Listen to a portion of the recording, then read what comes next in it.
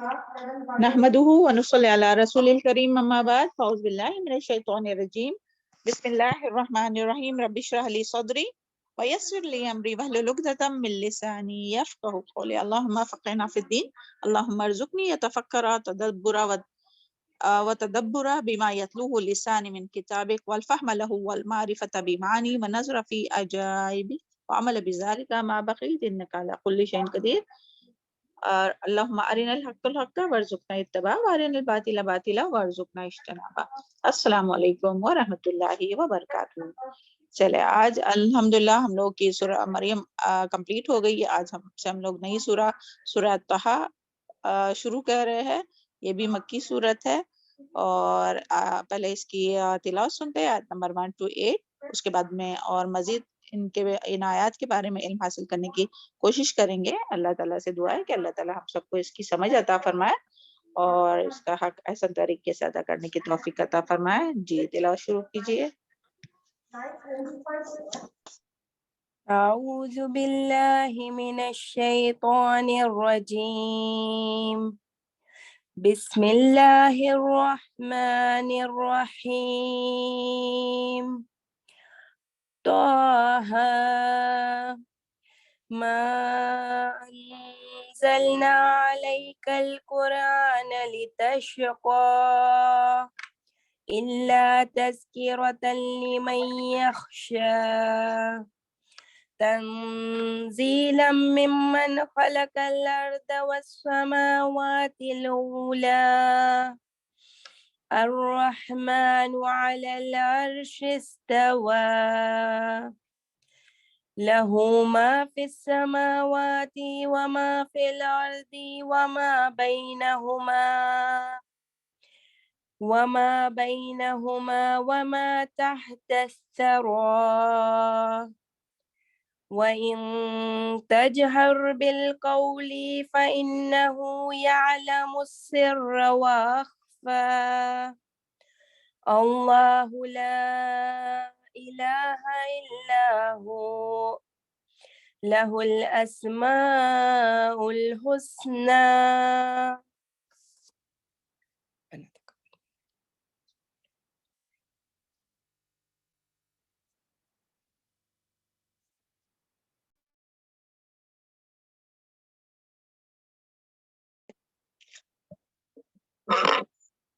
اعوذ باللہ من الشیطان الرجیم بسم اللہ الرحمن الرحیم رب اشرح لی صدری ویسر لی امری واحلل عقدۃ من لسانی یفقہوا قولی اللہم فقہنا فی الدین۔ چلے تو سورہ طٰہٰ یہ مکی سورہ ہے۔ دیکھتے ہیں اس کے بارے میں اللہ تعالیٰ ہم سب کی صحیح رہنمائی فرمائے اور صحیح علم نصیب فرمائے، اور ان باتوں کو جو اللہ تعالیٰ بیان کرتے ہیں اللہ تعالیٰ ہم سب کے سینوں میں جذب کرائے۔ اعوذ باللہ من الشیطان الرجیم طٰہٰ ما انزلنا نہیں نازل کیا ہم نے علیک القرآن آپ پر قرآن لتشقى تاکہ آپ مشکل میں پڑ جائے، الا تذکرۃ مگر یہ ایک نصیحت ہے، لمن یخشی اس کے لیے جو ڈرتا ہے۔ تو سبحان اللہ، اللہ تعالیٰ یہاں جو ہے وہ سورہ طٰہٰ کے پہلے اس کی شان نزول ہم لوگ دیکھتے ہیں کہ سورہ طٰہٰ کے بارے میں آتا ہے کہ یہ سورہ مریم کے بعد اور ہجرت حبشہ جو ہے نا تو اس کے بعد نازل ہوئی، ہجرت حبشہ کے بعد نازل ہوئی، اور اس سورت کی ابتدائی جو آیات آتی ہے تو اس کے بارے میں آتا ہے حدیث میں کہ انہی یعنی آتا ہے کہ یہی سن کر جو سورہ طٰہٰ جو ہے تو اسے سن کر ہی جب اس کی تلاوت ہو رہی تھی تو اس کو سن کر ہی حضرت عمر رضی اللہ عنہ جو ہے وہ ایمان لائے، یعنی سورہ طٰہٰ جو ہے وہ حضرت عمر رضی اللہ عنہ کے ایمان لانے کا ذریعہ بنی ہے، سبحان اللہ۔ اور تو اس کے بارے میں آتا ہے کہ جب وہ نبی صلی اللہ علیہ وسلم کو یعنی جب حضرت عمر جو ہے وہ ایمان نہیں لائے تھے تو ایک دن جو ہے وہ جب مسلمانوں کی یعنی نبی صلی اللہ علیہ وسلم کی جو دعوت ہے وہ زور پکڑنے لگی تو ان لوگوں کی جو مشرکین جو مکہ ہے نا تو ان کی بھی جو مخالفت جو تھی نا وہ اور بڑھ گئی اور ظلم و ستم اور بڑھ گیا۔ تو جب یعنی حضرت عمر رضی اللہ عنہ جب ایمان نہیں لائے تھے تو اس وقت یعنی ایک روز جو ہے وہ نبی صلی اللہ علیہ وسلم کو قتل کرنے کے ارادے سے گھر سے نکلے کہ وہ جا کے نبی صلی اللہ علیہ وسلم کو قتل کریں گے. تو اسی وقت یعنی ان کی ملاقات ایک شخص سے ہوئی, تو اس نے کہا کہ تو پہلے جا کر آپ اپنے گھر کی خبر لیجئے, یعنی تمہاری اپنی بہن اور بہن بھی جو ہے وہ اس نئے دین میں جو ہے وہ داخل ہو چکے, یعنی وہ انہوں نے اسلام قبول کیا. تو یہ سن کر عمر رضی اللہ عنہ جو بہت غصے والے تھے تو بہت غصے میں آ گئے اور سیدھے اپنے بہن کے گھر پہنچے, اور وہاں ان کی جو بہن تھی حضرت عمر رضی اللہ عنہ کی فاطمہ بنت خطاب, تو وہ اور ان کے بہن بھی اور سعید یعنی کہ سعید بن زید رضی اللہ عنہ, تو وہ بیٹھے ہوئے تھے, اور حضرت خباب بن عرد وہ انہیں صحیفے سے قرآن کی تعلیم دے رہے تھے, یعنی پڑھا رہے تھے. تو حضرت عمر کو جیسے ہی ان لوگوں نے دیکھے کہ حضرت عمر انٹر ہوئے, تو ویسے ہی وہ ان کی بہن نے جو ہے وہ صحیفہ چھپا لیا جلدی سے کہ کہیں انہیں پتہ نہیں چل جائے. تو حضرت عمر جو ہے وہ ان کو اور پوچھنے لگے کہ یہ کیا کر رہے تھے, کیونکہ آواز سنی تھی نا انہوں نے تلاوت کی, تو پوچھنے لگے کہ کیا کر رہے تھے. تو پوچھا تو اس کے باوجود بھی ان کے بہن نے کچھ نہیں بتایا, اور نہ ان کے بہنوئی نے کچھ بتایا. تو وہ بہنوئی کو مارنا شروع کیا انہوں نے. تو جیسے ہی مارا تو بہن جو ہے وہ اپنے شوہر کو بچانے کے لیے بیچ میں آ گئی, تو بہن کو بھی مارا انہوں نے. یعنی اپنی جو بہن ہے اتنے غصے میں تھے کہ ان کی بہن کو بھی مارا, یہاں تک کہ اس سے یعنی خون نکلنے لگا. تو اس کے باوجود بھی جو ہے وہ یعنی انہوں نے بتایا نہیں, ان کی بہن نے جو ہے وہ بتایا نہیں کہ ایسی ایسی بات ہے, یا جو وہ اسلام قبول کیے یا جو قرآن پڑھ رہے تھے وہ نہیں بتایا. تو یہ دیکھ کر کے یہ جو ہے بہن اور بہن بھی جو ہے وہ اتنی ضرورت یعنی کہ ایمان لائے, کیونکہ ان کو پتہ چل گیا تھا نا کہ وہ ایمان لائے, وہ انہوں نے اسلام قبول کیا. تو اس سے وہ اتنے متاثر ہوئے, یعنی کہ ان کی جرت سے کہ ان کی بہن جو ہے خون نکل رہا ہے, اس کے باوجود بھی جو ہے وہ بتانے کے لیے بھی تیار نہیں ہے, اور نہ تو وہ بہت متاثر ہوئے اس سے. اور یعنی وہ کلام بھی سنا تھا نا کہ متاثر ہو کر کہ یہ کہ یعنی اچھا مجھے یعنی وہ قرآن کی تلاوت سے بھی متاثر ہوئے, اور اس طرح سے جب دیکھا کہ ایمان لانے کے بعد ان کی بہن میں اتنی ضرورت آئی کہ مار کھانے کے باوجود بھی جو ہے وہ بہن اور بہن بھی جو ہے وہ بتانے کے لیے نہیں تیار ہے. تو پھر انہوں نے پھر یعنی ابھی اس کے بارے میں بات آتی ہے, شارٹ میں کرتے ہوئے بتا رہے کہ پھر جو ہے وہ حضرت عمر رضی اللہ عنہ نے جو ہے وہ ان سے پوچھا کہ اچھا بتاؤ مجھے کیا پڑھ رہے تھے. یعنی انہوں نے جب بتایا نا تو سب باتیں بتائی, تو اس کے بعد فرمایا انہوں نے کہ ان کی بہن نے سب بتایا کہ ہاں جیسے ایمان لائے, تو اس کے بعد انہوں نے کہا کہ بتاؤ مجھے کیا پڑھ رہے تھے. یعنی جب انہوں نے بتایا کہ ہم لوگ مسلمان ہو چکے ہیں, تو حضرت عمر نے کہا کہ بتاؤ میں کیا پڑھ رہے تھے. تو جب وہ تو یعنی اس وقت جب یہ سورہ طٰہٰ کی وہ تلاوت تھی, تو یہ فتح قدیر میں اس کے بارے میں آتا ہے. تو وہ سن کر جو ہے وہ حضرت عمر جو ہے وہ ایمان لائے, اور یہ یعنی اسلام لانے کے یعنی یہی وہ سورہ تھی کہ جس کی وجہ سے اسلام لانے کے لیے وہ تیار ہوئے. اور پھر جو ہے وہ خباب بن عرد جو ہے وہ ان کو لے کر کہاں گئے, حضرت یعنی اسلام لانے کے لیے تیار ہوئے. اور پھر اس کے بارے میں وہ اور بھی آتا ہے کہ پھر ان کو بہن نے کہا کہ غسل کرنے کے لیے, پھر وہ غسل کر کے آئے اور پھر ہاتھ لگائے, یہ ساری باتیں آتی ہے اس میں. ہاں پھر جو ہے وہ حضرت خباب بن عرد جو تھے نا جو ان کو تعلیم دے رہے تھے, تو وہ حضرت عمر رضی اللہ عنہ کو لے کر نبی صلی اللہ علیہ وسلم کے پاس گئے. تو سبحان اللہ یہ بھی بات آتی ہے اس کے شان نزول کے بارے میں, یعنی ان کے ایمان قبول کرنے کا ذریعہ ہوا یہ چیز جو ہے وہ. اور اسی طرح سے یہ بھی آتا ہے کہ نبی صلی اللہ علیہ وسلم نے جو ہے نا دعا کی تھی, یعنی اسلام اس وقت جب مسلمانوں کے اوپر بہت ظلم ستم ہو رہے تھے, مشرکین مکہ بہت ان کے اوپر ظلم کر رہے تھے, اور حبشہ کے لیے جو ہے وہ ہجرت بھی کیے تھے نا لوگوں نے کہ ظلم اور ستم سے بچنے کے لیے. تو اسی دوران جو ہے وہ نبی صلی اللہ علیہ وسلم نے دعا کیے تھے اللہ تعالیٰ سے, کیا دعا کیے تھے کہ اے اللہ ان دو آدمیوں میں سے جو تجھے زیادہ محبوب ہے, سبحان اللہ, کہ کن دو آدمیوں میں سے, کہ نبی صلی اللہ علیہ وسلم نے فرمایا کہ اے اللہ ان دو آدمیوں میں سے جو تجھے زیادہ محبوب ہو اس کے ذریعے سے اسلام کو عزت عطا فرما. تو ان دو ناموں میں کون تھے؟ ایک ابو جہل اور ایک عمر بن خطاب کے ذریعے. تو اور یہ صحیح اس سے ثابت ہے. تو پھر سبحان اللہ، اللہ تعالیٰ نے جو ہے وہ عمر رضی اللہ عنہ جو ہے وہ اسلام قبول کیے، اور ان کے ذریعے اللہ تعالیٰ نے کس طرح سے جو ہے وہ اسلام کو جو ہے وہ دین کو جو ہے وہ عزت بخشی. سبحان اللہ. تو یہ بھی اس کے بارے میں آتا ہے. ہاں، اور یہ سورت جو ہے وہ حضرت عمر کے مسلمان ہونے کے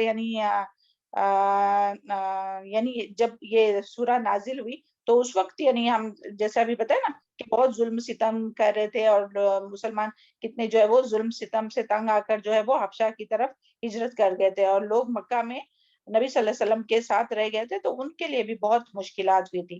تو انہی حالات میں جو ہے وہ نبی صلی اللہ علیہ وسلم کو تسلی دینے کے لیے، سبحان اللہ، کہ جب بہت ظلم ستم اور مخالفتیں ان کی بڑھ رہی تھی تو اس حالت میں، اور جو ہے وہ قرآن بھی نازل ہوتے ہی جا رہا تھا، سبحان اللہ، تو ایسے حالات میں اللہ تعالیٰ نے نبی صلی اللہ علیہ وسلم کو تسلی دی ان آیات کے ذریعے، جو ابھی پہلے ہم لوگ آیات پڑھیں گے نا، تو ان آیات میں سبحان اللہ کہ ان آیات کے ذریعے اللہ تعالیٰ نے نبی صلی اللہ علیہ وسلم کو اور نبی صلی اللہ علیہ وسلم کے ذریعے تمام صحابہ کرام کو بھی جو ہے وہ کہ جو اس میں مشقت اٹھا رہے تھے، جو تنگی برداشت کر رہے تھے، تو اللہ تعالیٰ نے ان لوگوں کو یعنی ان لوگوں کو جو ہے وہ تسلی دینے کے لیے کہ آپ صبر سے کام لیجئے، بالآخر غلبہ جو ہے وہ آپ کا ہی ہوگا، اور آپ کی یعنی آپ لوگوں کی عزت ہوگی.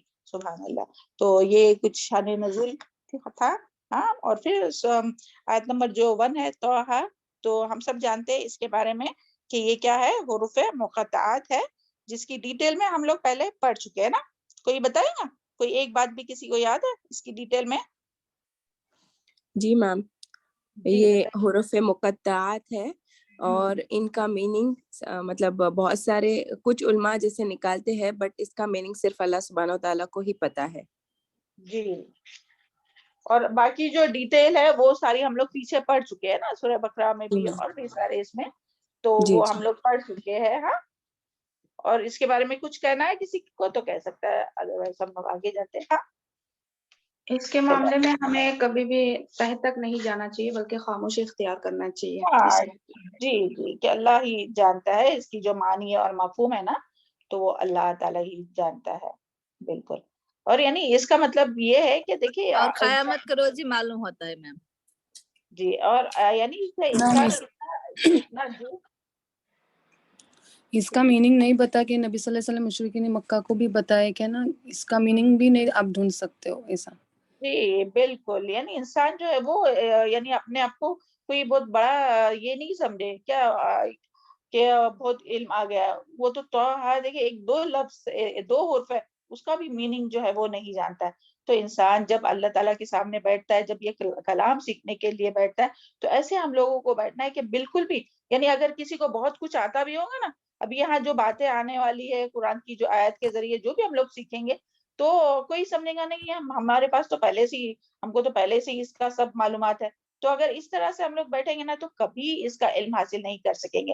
جب قرآن سننے کے لیے ہم لوگ بیٹھتے نا تو بالکل خالی دل ہو کے بیٹھنا چاہے، اور اس میں پھر جذب کرنے کی کوشش کرنا چاہیے. اگر پہلے سے ہی ہم لوگ رکھیں گے نا کہ نہیں یہ بھی معلوم ہے، میں تو ایسے ہی بس سننے کے لیے بیٹھی ہوں، میرے پاس تو پہلے سے ہی مجھے سب معلوم ہے، تو پھر ہم لوگوں کو کچھ نہیں معلوم ہو سکتا ہے. تو دیکھیے اللہ تعالیٰ نے توحہ یہ دو حروف سے ہی بتا دیا ہے کہ یعنی اس کا علم جو ہے وہ اللہ تعالیٰ کو ہی معلوم ہے. سبحان اللہ.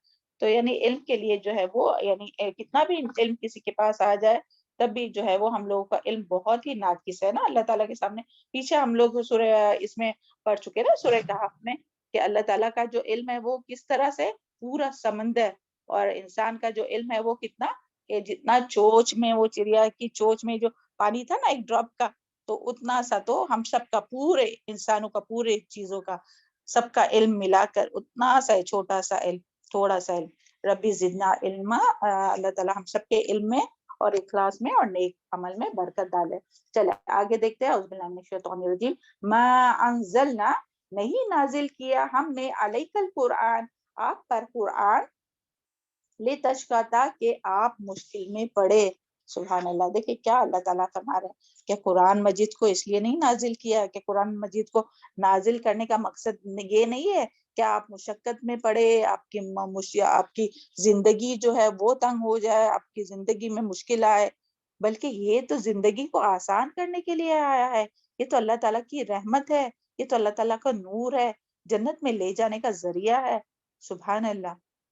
تو دیکھیں کبھی بھی یعنی ہم سب کے لیے بھی، پہلے تو یہاں یہ بات ہم لوگ پوری دیکھتے ہیں انشاءاللہ، پھر بعد میں ہم لوگ اپنا بھی جائزہ لیں گے نا کہ ہم لوگ اس کو کیا سمجھتے ہیں. پہلے جو یہاں بات آئی ہے تفسیر میں وہ دیکھتے ہیں انشاءاللہ. ہاں تو اس کی وضاحت میں آتا ہے کہ یعنی یہ قرآن اس لیے نازل نہیں کیا گیا کہ اس کے دو معنی ہیں کہ یہ قرآن اس لیے نہیں نازل کیا گیا کہ آپ لوگوں کے ایمان لانے، آپ یعنی آپ صلی اللہ علیہ وسلم کی یہاں بات ہو رہی ہے کہ اللہ تعالیٰ نبی صلی اللہ علیہ وسلم سے فرما رہے ہیں کہ یعنی یہ اس لیے نہیں آیا کہ آپ جو ہے وہ لوگوں کے ایمان لانے کے لیے اپنے آپ کو اتنا مشقت میں ڈالے اور اتنی لوگوں کی ہدایت کے سلسلے میں اپنے اتنا غم کرے اور اپنی جان کو ہلاک کر ڈالے. تو اس کے لیے تو نہیں آیا یہ قرآن کہ آپ اسی میں گھلتے رہے کہ لوگ کیوں نہیں مانتے کیوں نہیں قرآن کی طرف آتے، کیوں نہیں بات مانتے، کیوں نہیں ہدایت کی طرف آتے ہیں. یعنی بس اسی فکر میں لگے رہے اور یہ آپ کو مشقت میں ڈالنے کے لیے نہیں آیا. اور آپ کا کام کیا ہے، یعنی نبی صلی اللہ علیہ وسلم کا اور نبی صلی اللہ علیہ وسلم کے لیے خاص، اور پھر اس کے بعد جو بھی یہ کلام کو لے کر اٹھیں گا ان سب کے لیے اس میں ہے نا کہ آپ کا کام تو صرف اللہ تعالیٰ کا پیغام پہنچا دینا ہے. اور جس کے دل میں اور اس پر ایمان کون لائے گا، اس کی بات مان کون جائے گا، اس کے ذریعے ہدایت کون حاصل کریں گا، اس کے ذریعے نصیحت کون قبول کریں گا، اللہ تذکرۃ، مگر یہ نصیحت ہے یعنی یہ واعظ و نصیحت ہے، لمن یخشی، اس کے لیے جو ڈرتا ہے. تو یہ تو آپ کا کام پہنچا دینا ہے اور اس سے نصیحت وہی حاصل کریں گا، فائدہ وہی حاصل کریں گا، ہدایت وہی قبول کریں گا جو اللہ تعالیٰ سے ڈرتا ہوگا. اللہ تعالیٰ کی خشیت جس کے دل میں ہوگی وہی اس کے ذریعے ہدایت کو قبول کریں گا. اور دیکھیں قرآن میں اس کا ذکر آتا ہے نا کہ آپ صلی اللہ علیہ وسلم کو کتنا غم ہوتا تھا اس بات کا کہ لوگ کیوں نہیں مانتے، کیوں نہیں دین کی طرف آتے، کیوں نہیں قرآن پر ایمان لاتے، کیوں نہیں قرآن میں جو بات آئی ہے اس کو مانتے، کیوں نہیں اس کے ذریعے ہدایت قبول کرتے، کیوں نہیں بچنے کی کوشش کرتے برائیوں سے، کیوں جہنم سے بچنے کی کوشش نہیں کر سکتے، کیوں نہیں کرتے، اور کیوں ایمان نہیں لاتے. تو اس کے بارے میں ہم لوگ سورہ کہف میں پڑھ چکے نا، اعوذ باللہ من الشیطان الرجیم، فَلَعَلَّكَ بَاخِعٌ نَفْسَكَ عَلَىٰ آثَارِهِمْ إِن لَّمْ يُؤْمِنُوا بِهَٰذَا الْحَدِيثِ أَسَفًا. سورہ کہف آیت نمبر 6. پس اگر یہ لوگ اس بات یعنی کہ قرآن پر ایمان نہ لائے تو کیا ان کے پیچھے اس رنج میں آپ جان ہلاک کر ڈال رہی ہیں، یعنی دین کی دعوت دینے میں، یا دین کی دعوت یعنی یہاں سے ہم لوگوں کو یہ بھی پتہ چلتا ہے کہ جو بھی دین کی دعوت دیتا ہے یا جو بھی دین کا کام کرتا ہے تو اس کو کہاں تک کوشش کرنا چاہیے، آخری دم تک کوشش کرنا چاہیے کہ لوگ جو ہے وہ لوگوں تک یہ حق پہنچانے کی کوشش کرتا رہنا چاہیے کہ جس طرح سے نبی صلی اللہ علیہ وسلم کرتے تھے. اللہ تعالیٰ ہم سب کو اس کی توفیق عطا فرمائے. تو ایک پہلا معنی سمجھ میں آیا کہ اللہ تعالیٰ آپ صلی اللہ علیہ وسلم سے فرما رہے ہیں کہ آپ اپنے آپ کو مشقت میں نہیں ڈالے. یہ قرآن جو ہے وہ اس کے لیے نہیں آیا کہ آپ مشقت میں پڑے، مشکل میں پڑے اور آپ کے لیے زندگی مشکل ہو جائے کہ بھئی لوگ تو مانتے ہی نہیں، ایمان ہی نہیں لاتے اور ہدایت پر آتے ہی نہیں. تو اس کے لیے نہیں آیا. اوکے، یہ ایک معنی ہے، سمجھ میں آئی نا ایک بات. پھر ابھی دوسرا معنی، دوسرا اس کے بارے میں آتا ہے کہ بعض یعنی اس کے روایت میں آتا ہے کہ قرآن مجید جب جیسے جیسے نازل ہوا نا تو جیسے بڑھتا جا رہا ہے نا کہ اور نازل ہو رہا ہے. سبحان اللہ. ابھی جس طرح سے ہم لوگ پہلے 1 پارہ 2 پارہ 3 پارہ پھر ابھی 15 پارے کمپلیٹ ہو گیا الحمدللہ، ابھی 16 پارے پہ. تو جیسے جیسے زیادہ قرآن نازل ہوتے گیا نا تو آپ صلی اللہ علیہ وسلم اور صحابہ کرام بھی کیا کرتے تھے کہ راتوں میں خوب قیام کرتے تھے. یعنی قرآن مجید راتوں کے قیام میں خوب زیادہ سے زیادہ قرآن مجید پڑھا کرتے تھے، کیونکہ وہ یعنی شوق سے بھی نا کہ شوق تھا آپ صلی اللہ علیہ وسلم کو بھی اور صحابہ کرام کو بھی کہ اور مل رہا ہے اور مل رہا ہے. کہ دیکھیے کس طرح سے وہ اس قرآن کو کتنی بڑی نعمت سمجھتے تھے اور کس طرح سے اس کے لیے زندگی گزارتے تھے.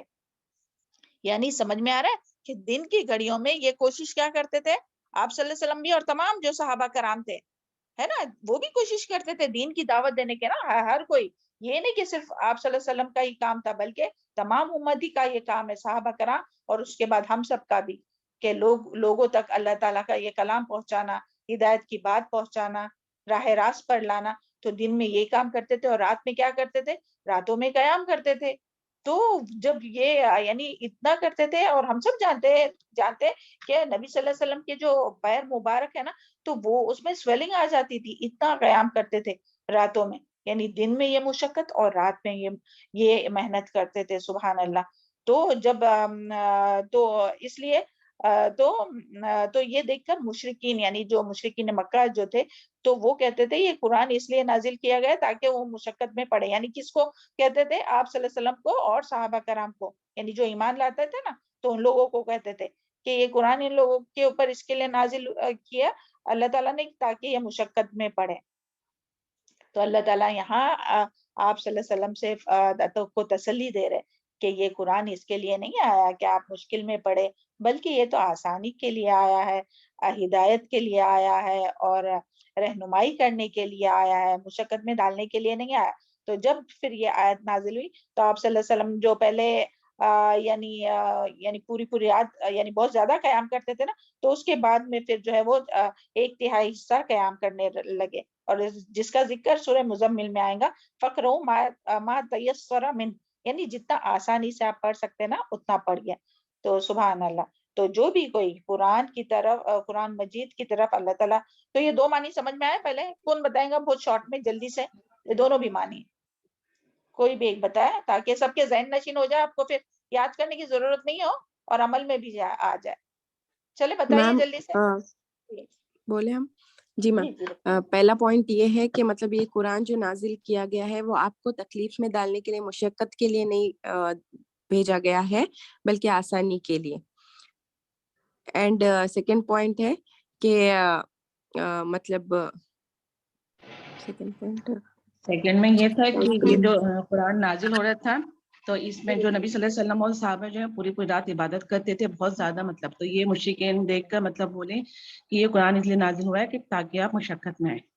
جی بارک اللہ فی علمک, دونوں کے بھی آنسر صحیح ہے. یعنی پہلے یہ کہ وہ دین کی دعوت کے لیے تھکتے تھے, اور دن میں, اور رات میں کس کے لیے تھکتے تھے, کہ رات میں وہ قرآن کو پڑھنے کے لیے. سبحان اللہ. تو دیکھیں رات جو گزارتے تھے وہ قرآن کے ساتھ گزارتے تھے. سبحان اللہ. تو یعنی جب بھی کوئی قرآن مجید کی طرف لگتا ہے تو یعنی تو اس میں ہم لوگوں کے لیے بھی ہے کہ ہم لوگوں کو بھی یعنی قرآن مجید کے ساتھ مسلسل, دیکھیں قرآن جو ہے نا, معنی کیا ہے قرآن کا معنی کیا ہے, قرآن کا معنی کیا ہے کہ بار بار پڑھی جانے والی کتاب ہے نا, ایک بار نہیں کہ ایک بار پڑھے تو ہو گیا. تو سبحان اللہ, ہم سب ابھی قرآن کے طالب علم ہے نا, تو ہم لوگ بھی کیا کرتے ہیں بار بار, ہم لوگوں کا کس سے تعلق رہتا ہے, قرآن مجید سے نا. کبھی ہم لوگ تجوید کے لیے, تلاوت صحیح اپنی کرنے کے لیے ہے نا, قرات صحیح کرنے کے لیے پڑھتے, کبھی لفظی ترجمہ پڑھتے, کبھی تفسیر پڑھتے. سبحان اللہ. تو یعنی قرآن کے ساتھ تعلق رکھتے ہیں نا قرآن کا. یعنی ایک تو اس کا معنی ہے کہ بار بار پڑھی جانے والی کتاب, اور ایک یعنی قریب سے بھی ہے کہ ساتھی ہے یہ. تو یہ ساتھی ایسا ہے کہ جس کے ساتھ مسلسل وقت گزارنا ضروری ہے. جس طرح سے آپ صلی اللہ علیہ وسلم اور صحابہ کرام نے کیا نا, کہ دن میں بھی اس کے ساتھ جو ہے وہ عمل کرنا, اور وہ ان تعلیمات کو دوسروں تک پہنچانا, اور رات کی گھڑیوں میں بھی تلاوت کرنا, لمبی لمبی قیام کرنا. سبحان اللہ. تو اس کے لیے جو ہے ہمیں بھی جو ہے وہ مسلسل اس کے ساتھ تعلق قائم کرنا چاہیے, بار بار پڑھنا چاہیے. ایسے نہیں کہ ایک بار پڑھ کے ہو گیا تو بند کر کے رکھ دیے. جیسے ہی فرصت ملی, تھوڑا ٹائم ملا پکا کے, جو بھی اپنے ڈیوٹیز ہے وہ کر کے, تو فوراً سے آ کے بیٹھ کے اور پڑھے, اس کو سمجھنے کی کوشش کریں. تو اسی لیے جو ٹیسٹ وغیرہ بھی جو ہوتے نا, تو یہی نیت سے نا, تاکہ اس سے ادروائز اگر نہ ٹیسٹ ہوتا نہ کچھ ہوتا تو اس سے تعلق اتنا ہو سکتا تھا اپنا. ہم لوگ تو بس کلاس میں ہی سنتے اور بند کر کے رکھ دیتے تھے نا. تو سبحان اللہ, یہ جو امتحان ہے نا, تو اس میں بھی بہت فائدے ہیں, اور آخرت میں بھی بہت اجر ہے, اور دنیا میں بھی اللہ تعالیٰ بہت اجر عطا فرمائیں گے, کیونکہ ہمارا مسلسل تعلق رہتا ہے نا اس کے ساتھ, کہ سیکھنے کے لیے, سمجھنے کے لیے, یاد کرنے کے لیے ہم لوگ مسلسل کھولے رہتے ہیں. تو اس میں یہی ہے. مگر شیطان جو ہے وہ بعض دفعہ کیا کرتا ہے کہ بہکاتا ہے کہ نہیں یہ پڑھنے لگیں گے تو نہیں مشکل میں پڑ جاؤں گے, پھر ایگزام دینا ہوگا, ٹیسٹ کرنا ہوگا. چلے ایگزام نہیں دیجیے, ٹیسٹ نہیں دیجیے, کم سے کم آ کر بیٹھیے, سنیے, تب بھی کتنا فائدہ ہوگا. مگر نہیں, کسی کی مجال کہ بھائی وہ بہانے تو لوگوں کے پاس بہت رہتے ہیں نا. تو اللہ تعالیٰ سب کے لیے آسانی بھی کرے اور جڑنے کی کوشش توفیق عطا فرمائے اور سب کو. تو اس میں بس ہمارے لیے یہ سبق ہے, یعنی یہ کوشچن ہے کہ ہم بھی نبی کریم صلی اللہ علیہ وسلم اور صحابہ کرام کی طرح دن اور رات قرآن مجید کے ساتھ تعلق رکھتے ہیں. یہ کوشچن ہے اور اس کا جواب آپ کو دینا ہے اپنے دل میں, ہاں, اور خود ہی سوچنا ہے کیا واقعی ہمارا اسی طرح تعلق ہے جس طرح سے نبی صلی اللہ علیہ وسلم اور صحابہ کرام کا تھا قرآن مجید سے تعلق دن کی گھڑیوں میں اور رات کی گھڑیوں میں. کیا ہمیں بھی کوئی کہتا ہے کہ قرآن کے اسٹوڈنٹ ہونے کی وجہ سے تمہاری جو زندگی ہے وہ مشقت میں پڑ گئی, یا چلے کوئی اور نہ کہے, ہم خود ایسا تو نہیں سوچتے نا کہ ہاں کہاں بھائی قرآن کی کلاس جوائن کیے کتنی مشکل ہو گئی, یہ بھی کرو وہ بھی کرو, یہ بھی پڑھو وہ بھی پڑھو, پورا دن بزی رہو, ایسا تو نہیں لگتا ہے نا. تو دیکھیں اللہ تعالیٰ یہاں کیا فرما رہے ہیں, کیا ما انزلنا علیک القرآن لتشقى, تاکہ آپ مشکل میں پڑھیں. یہ مشکل میں پڑھنے کے لیے نہیں آئی ہے, یہ تو آسانیاں دینے والی ہے, یہ تو جنت کا راستہ آسان کرنے والی ہے. یہ تو ایسی چیز ہے کہ قرآن تو ایسی چیز ہے کہ اگر پہاڑ پر بھی نازل کی جائے تو وہ بھی خوف سے ریزہ ریزہ ہو جائے. اعوذ باللہ من الشیطان الرجیم, لو انزلنا هذا القرآن على جبل لرأيت خاشعا متصدعا من خشیۃ اللہ, کہ اگر یہ قرآن کسی زمین پر نازل کرتے تو دیکھتے کہ اللہ کے خوف سے دبا جاتا. اور قرآن آیت سن کر ہی جو ہے وہ غیر مسلمانوں کے بھی آنکھوں سے جو ہے وہ آنسو نکلتے. تو ہم لوگوں کو اپنے دل کا جائزہ لینا چاہے کہ جب ہمارے سامنے قرآن کی آیت پڑھی جاتی ہے تو ہمارا دل کا حال کیا ہوتا ہے. کیونکہ دیکھیں کہ قرآن میں اللہ تعالیٰ فرماتے ہیں نا کہ جو اہل ایمان جو ہے ان کے دل کانپ جاتے ہیں, کہ الذین اذا ذکر اللہ وجلت قلوبہم, کہ ان کے دل جو ہے وہ جب ان کے سامنے اللہ تعالیٰ کا ذکر, اللہ تعالیٰ کی آیات پڑھی جاتی تو ان کا دل جو ہے وہ ڈر جاتا ہے, کانپ اٹھتا ہے. اور جب قرآن مجید کو ہم سمجھنے لگتے تو دلوں میں نرمی آتی ہے. تو ہم سب کو اپنا اپنا جائزہ لینا چاہیے, کیونکہ دیکھیں یہاں قرآن کی بات آئی نا, قرآن تو قرآن کا معنی کیا ہے اور پھر کیا ہمارے اوپر وہ اثر ہو رہا ہے جس کے لیے اللہ تعالیٰ نے یہ قرآن کو بھیجا, دلوں کو نرم کرنے. دیکھیں پہلے لوگوں کے دل کیسے سخت تھے, پتھر کی طرح, لوگ آپس میں ہی مراتے تھے, ایک دوسرے کو یہ کرتے تھے. مگر یہ قرآن آیا تو لوگوں کو, یعنی لوگوں کے دلوں میں ایک دوسرے کی محبت آئی. تو ہم سب کوئی یہ نہیں کہتا کہ ہاں اس کا دل سخت ہے, کیونکہ اللہ ہی بہتر جانتا ہے کہ کون نرم دل ہے اور کون لوگوں کے ساتھ نرمی کے ساتھ معاملہ کرتا ہے, اور کون ابھی بھی ان کے دل میں تکبر ہے یا دلوں میں سختی ہے, ابھی بھی نرمی نہیں آئی. تو پھر کیسا ہم لوگوں کا قرآن پڑھنا ہوا, کیونکہ قرآن میں تو آتا ہے نا کہ جو قرآن مجید کو سمجھ کر پڑھے تو ان کا تو دل نرم ہو جاتا ہے. اس کے بارے میں دیکھیں سورہ زمر میں آتا ہے کہ اللہ تعالیٰ نے بہترین کلام نازل کیا قرآن مجید, ایک ایسی کتاب جس کے سارے مضامین ایک جیسے ہے, جن میں کوئی تضاد نہیں اور بار بار دہرائے گئے ہیں. اور جو لوگ اپنے رب سے ڈرتے ہیں اسے پڑھتے ہوئے ان کے رونگٹے کھڑے ہو جاتے ہیں, پھر ان کے جسم اور دل نرم ہو کر اللہ کے ذکر کی طرف راغب ہوتے ہیں.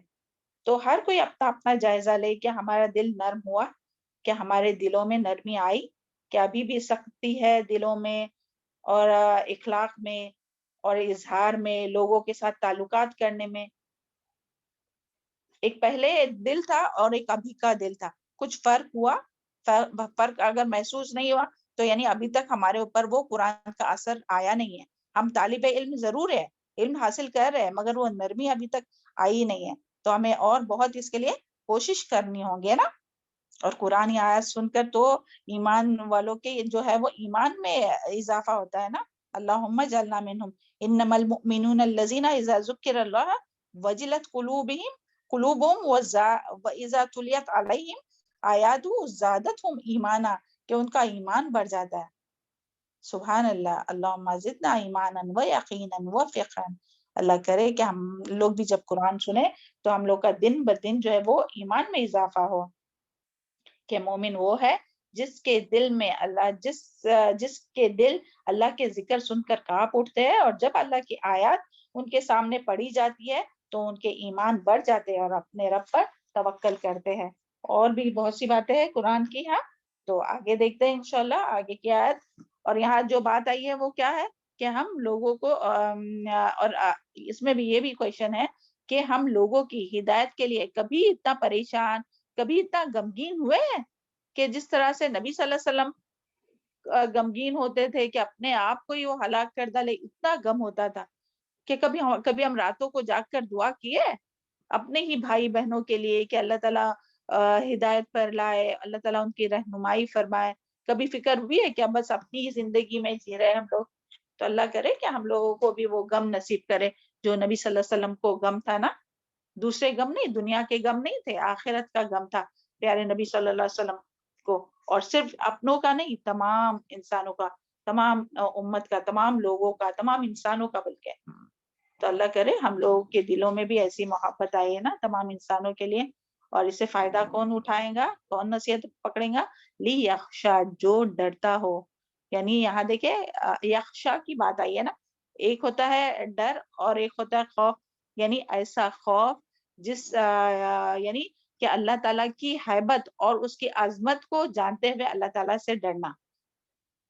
یخشا کیا ہے؟ ایسا خوف، یعنی اللہ تعالیٰ کی ہیبت اور اس کی عظمت کی دل میں احساس رکھ کر اللہ تعالیٰ سے خوف کرنا. تو یہ ہوتی ہے اللہ تعالیٰ کی خشیت. اللہ تعالیٰ ہم سب کو اللہم اقسم لنا من خشیتک ما تحول به بیننا وبین معصیتک. اللہ تعالیٰ ہم لوگوں کو اللہ تعالیٰ کی خشیت نصیب فرمائے. اور قرآن مجید کے ذریعے وہی لوگ جو ہے وہ قرآن مجید کے ذریعے جو ہے وہ فائدہ اٹھا سکتے ہیں جن کے دل میں، اور وہی جو ہے وہ نصیحت حاصل کر سکتے ہیں اور قرآن کی ہدایت کو قبول کر سکتے ہیں. اور انہی لوگوں کے لیے جو ہے وہ قرآن جو ہے وہ یاد دہانی ہوں گی. اور یہاں پھر جو ہے وہ قرآن کو نازل کرنے کا مقصد بھی بتایا گیا اسی آیت میں. آیت نمبر 2 جو ہے نا اس میں مقصد بھی بتایا گیا ہے کہ قرآن مجید کو کیوں نازل کیا ہے اللہ تعالیٰ نے قرآن کو اس لیے نازل کیا ہے کہ رسول اللہ صلی اللہ علیہ وسلم کو اس کے ذریعے، اور رسول اللہ صلی اللہ علیہ وسلم کو مبعوث فرمایا کہ وہ اپنے بندوں پر رحمت فرمائے. اور یعنی کہ اللہ تعالیٰ سے ڈرنے والے، یعنی کہ اللہ تعالیٰ کی خشیت اختیار کرنے والے اس قرآن کے ذریعے نصیحت حاصل کرے. جس کے دل میں اللہ تعالیٰ کا ڈر نہیں ہوگا اسے قرآن سے فائدہ نہیں ہوگا، یعنی وہ زیادہ فائدہ نہیں اٹھا سکے گا. اس میں جو باتیں آتی ہے نا قرآن میں جتنی بھی باتیں آتی ہے اس سے زیادہ فائدہ کون اٹھا سکے گا؟ جس میں اللہ تعالیٰ کی خشیت ہوں گی. اور یہ پہلے ہی جب قرآن یعنی ہم لوگ پہلی آیت جب پڑھے تھے نا سورہ البقرہ کی، اعوذ باللہ من الشیطان الرجیم، بسم اللہ الرحمن الرحیم، الف لام میم ذالک الکتاب لا ریب فیہ ھدی للمتقین. کہ الف لام میم حروف مقطعات، ذالک الکتاب یہ کتاب، ذالک الکتاب لا ریب فیہ جس میں کوئی شک نہیں، ھدی للمتقین اس میں ہدایت ہے متقی تقوی ڈرنے والے لوگوں کے لیے.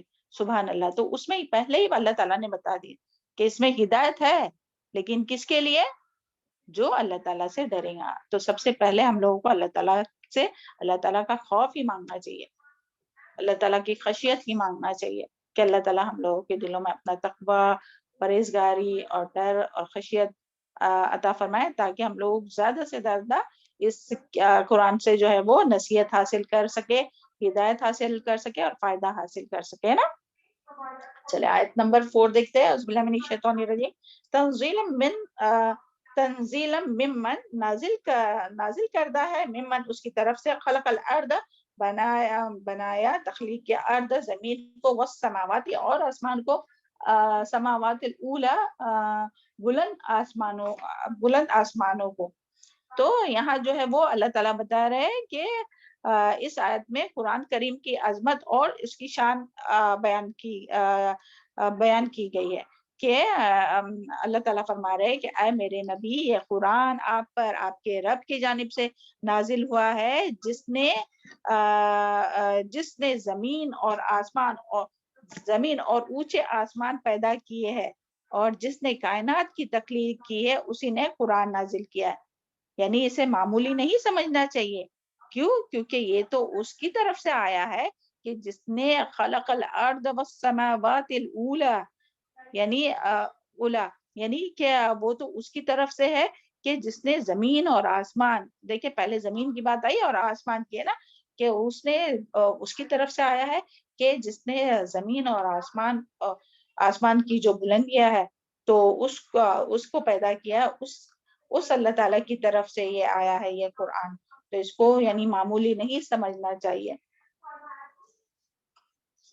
اور اسی طرح یہاں جو بات ہے تمام یعنی تمام مخلوق میں جو ہے وہ زمین اور آسمان کا خاص اس کے لیے ذکر ہے کہ یعنی بندے جو ہے وہ اللہ تعالیٰ کی عظیم، یعنی ہر کوئی زمین اور آسمان کا ذکر کیوں کیا گیا یہاں؟ باقی بھی کوئی چیز ہو سکتی تھی نا کہ اللہ تعالیٰ یعنی اس کی طرف سے نازل ہوا کہ جس نے کوئی اور چیز کا بھی ذکر آ سکتا تھا، مگر خاص کر کے یہاں ذکر جو ہے وہ زمین اور اونچے آسمان کی پیدائش کے بارے میں کیوں بات کی گئی ہے؟ کیونکہ یہ ایسی چیز ہے کہ ہر کوئی دیکھتا ہے نا، یعنی مشرکین مکہ ہو، کوئی بھی ہو، جو بھی انکار کرنے والے ہو، جو بھی اللہ تعالیٰ کے یعنی اس دور میں مشرکین مکہ اور آج کے بھی جو بھی نہیں مانیں گے تو دیکھیں کہ آسمان اور زمین یہ سب کس نے بنایا ہے؟ اللہ تعالیٰ نے. تو اسی رب نے جو ہے وہ یہ کلام بھی بھیجا ہے، اس کی طرف سے یہ آیا اور ہر کوئی اس کا مشاہدہ کر سکتا ہے، ہر کوئی اس کو دیکھ سکتا ہے. تو اس کا ایک تو یہ ہے. اور پھر اسی طرح جو ہے نا کہ زمین اور آسمان کی جب بات آتی ہے نا تو اس سے مراد کیا ہے کہ جس طرح سے جب دیکھیں جب بارش آسمان سے جب بارش برستی ہے، بار بار قرآن میں یہ ذکر آتا ہے نا کہ قرآن مجید میں جو ہے وہ وحی کو جو ہے وہ کس سے تشبیہ دی گئی ہے؟ بارش سے. اور دلوں کو کس سے تشبیہ دی گئی ہے؟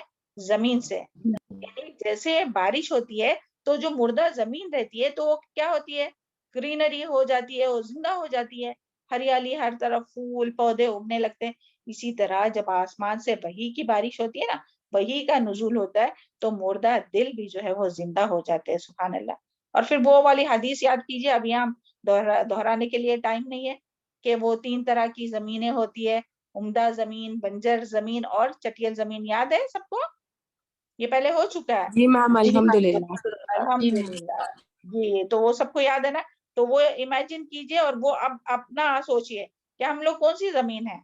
عمدہ زمین ہے، بنجر زمین ہے یا چٹیل زمین؟ عمدہ زمین یعنی جو خود بھی فائدہ اٹھائے قرآن کے ذریعے، خود بھی عمل کرے اور دوسروں کو بھی پہنچائے، ہے نا. اور جو بنجر ہے یعنی خود تو نہیں عمل کر رہے مگر دوسروں کو کم سے کم بتا رہے ہیں. اور چٹیل جو نہ خود عمل کرتے ہیں نہ دوسروں کو بتاتے ہیں. تو اللہ تعالیٰ ہم لوگوں کو عمدہ زمین کی طرح کرتے ہیں نا. کیونکہ دیکھیں قرآن کی آیت تو سب کے یعنی سیم ہی پڑھی جاتی ہے. سب اب یہاں بھی جتنے بھی بیٹھے ہوئے ہم سب ہے نا، سبحان اللہ، ہم لوگ سب اللہ کا کلام سن رہے ہیں، مگر سب کے دلوں کی کیفیت مختلف ہوں گی. جس کا جتنا دل سافٹ ہوگا اتنا جو ہے یہ پانی ہے نا، یہ پانی کیسے جذب ہوتا ہے؟ چٹیل زمین میں نہیں جاتا ہے نا، نرم زمین میں جاتا ہے نا. تو اسی طرح جتنے ہمارے دل نرم ہوں گے نا اتنا یہ جو وحی کا جو بارش ہے نا اتنی اندر جذب ہوں گی اور اتنی عمل میں بھی آئیں گی اور اتنی انشاءاللہ دوسروں تک بھی پہنچانے کے اللہ تعالیٰ قابل کریں گے. ہاں تو اللہ تعالیٰ ہم لوگوں کو بہترین لوگوں میں شامل کرے کہ جو خود بھی قرآن سیکھے. خیرکم من تعلم القرآن وعلمہ، یعنی ان لوگوں میں شامل کرے کہ جو خود بھی سیکھے اور دوسروں کو بھی سکھائے، خود بھی عمل کرے اور دوسروں کو بھی عمل کا شوق دلائے نا. چلے اس کے بعد جو ہے وہ الشیطان الرجیم، الرحمن علی العرش استوى، جو رحمان ہے عرش پر مستوی. یعنی اللہ تعالیٰ یہاں پھر بتا رہے کہ وہ یعنی قرآن جو ہے وہ کس کی طرف سے نازل ہوا ہے؟ وہ جس نے کہ تخلیق کی زمین کی اور بلند آسمانوں کی. اور سبحان اللہ ہم سب جانتے ہیں کہ کتنے آسمان ہیں؟ کتنے آسمان ہیں؟ 7 اور میم. ایک آسمان کے 7 آسمان جی ایک آسمان ایک بار جواب ہو گیا نا اس کے بعد بار بار ریپیٹ نہیں کیجیے. آپ کوئی ایک ہی آنسر دیجیے اور سیم سے آنسر ریپیٹ نہیں کیجیے. پھر دوسرا کوشچن آ رہا ہے کہ ایک اور جو ایک بار آنسر دے گا وہ اب خاموش رہے اور دوسرے کو موقع دیں. تو ہر آسمان کے درمیان کتنا فاصلہ ہے؟ زمین آسمان کا جی فاصلہ. سبحان اللہ. تو دیکھیں تو اللہ تعالیٰ تو وہ ہے کہ جو یہ زمین اور آسمانوں کا جو ہے وہ تخلیق کرنے والا اس کو بنانے والا ہے سبحان اللہ. اور پھر یہاں آیا کہ وہی یعنی یہ قرآن اسی کی طرف سے نازل ہوا ہے جو رحمان ہے. دیکھیں یہاں بھی سبحان اللہ پیچھے بھی ہم لوگ پڑھ چکے نا, یہ ہم نے لاسٹ ٹائم بتائے تھے یعنی کہ سورہ مریم میں 16 یا 17 ٹائم جو ہے نا رحمان کا ذکر ہے. ہاں 16 ٹائم. اور دیکھیں یہاں بھی ابھی رحمان کا ذکر ہے نا سبحان اللہ. دیکھیں اللہ تعالیٰ نے پھر سے یہاں رحمان کا نام لیا ہے نا کہ یہ قرآن اس رحمان کی طرف سے آیا ہے سبحان اللہ. اور اس کا ذکر ہے نا کہ رحمان الرحمن علی العرش استوى, کہ یہ قرآن جو ہے وہ اس رحمان کی طرف سے آیا ہے جو اپنے عرش پر قرار پکڑا ہے یا مستوی ہے جو اپنے عرش پر سبحان اللہ. تو یہاں رحمان کر کے اللہ تعالیٰ فرما رہے ہیں کہ قرآن اس کی طرف سے ہے اور یہ اللہ تعالیٰ کی رحمت ہے. یعنی قرآن مجید کا نازل ہونا اللہ تعالیٰ کی بہت بڑی رحمت ہے سبحان اللہ, کہ اس نے لوگوں کی ہدایت کے لیے, تمام انسانوں کی ہدایت کے لیے قرآن نازل کیا ہے نا. اور اس کا ذکر ہم لوگ اس میں بھی پڑھتے ہیں سورہ الرحمن میں, اعوذ باللہ من الشیطان الرجیم, الرحمن علم القرآن خلق الانسان علمہ البیان, کہ رحمان نے جو ہے وہ علم عطا کیا یہ قرآن کا, خلق الانسان جس نے انسان کی تخلیق کی, علمہ البیان جس نے انسان کو بولنا سکھایا سبحان اللہ. تو اس رحمان کی طرف سے یعنی چونکہ وہ رحمان ہے تو اس کے لیے کیا ہے اللہ اس نے جو ہے وہ قرآن اتارا ہے سبحان اللہ. اور یہ اللہ تعالیٰ کی رحمت ہے کہ اس نے ہدایت, انسانوں کی ہدایت کے لیے قرآن نازل کیا. اور یعنی یہ قرآن جو ہے وہ رحمان کی طرف سے نازل ہوا ہے کہ جو عرش پر مستوی ہے. یہاں دیکھیں یہ نہیں آیا کہ وہ عرش پر بیٹھا ہے, تو اس کے لیے ہم لوگوں کو بھی یہ نہیں کرنا چاہیے کہ عرش پر بیٹھا ہے کھڑا ہے, بلکہ کیا لفظ ہے جب بھی ذکر آئے نا, اور قرآن میں بہت ٹائم آیا ہے, شاید 7 ٹائم آیا ہے کیا, کہ یعنی اللہ تعالیٰ جو ہے وہ عرش پر مستوی ہے. تو ہمیشہ یہی ہے کہ اللہ تعالیٰ عرش پر مستوی ہے, تو ہمیں بھی یہی کہنا چاہیے کہ عرش پر مستوی ہے. اور اللہ تعالیٰ کا عرش کیا ہے, جو اللہ تعالیٰ کا عرش یعنی جو ہے وہ جس پر اللہ تعالیٰ مستوی ہے, تو وہ سبحان اللہ اللہ تعالیٰ کا عرش جو ہے وہ تمام مخلوق جو ہے نا, تو اس میں سب سے عظیم جو مخلوق ہے وہ اللہ تعالیٰ کا عرش ہے. اور یہ تمام مخلوقات جو ہے نا تو اس کی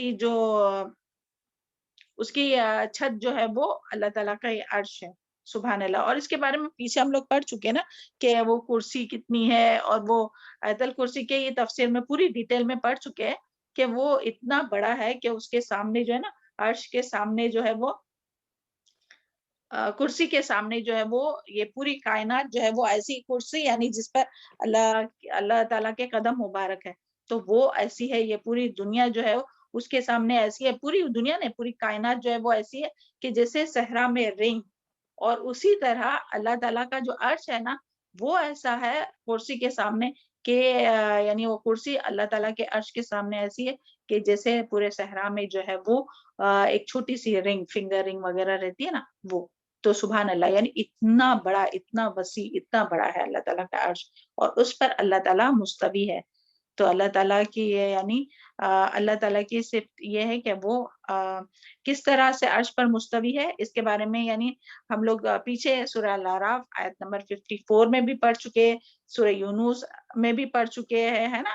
اور اس کے بارے میں حافظ ابن کثیر لکھتے ہیں کہ قرآن اور سنت میں اللہ تعالیٰ نے جو صفات جو ثابت کی ہے ان میں سلف کا یعنی مسلک یہی ہے کہ انہیں نہ کوئی تعویل اور تحریف یعنی اس میں کوئی چینج ہم لوگ نہیں کر سکتے.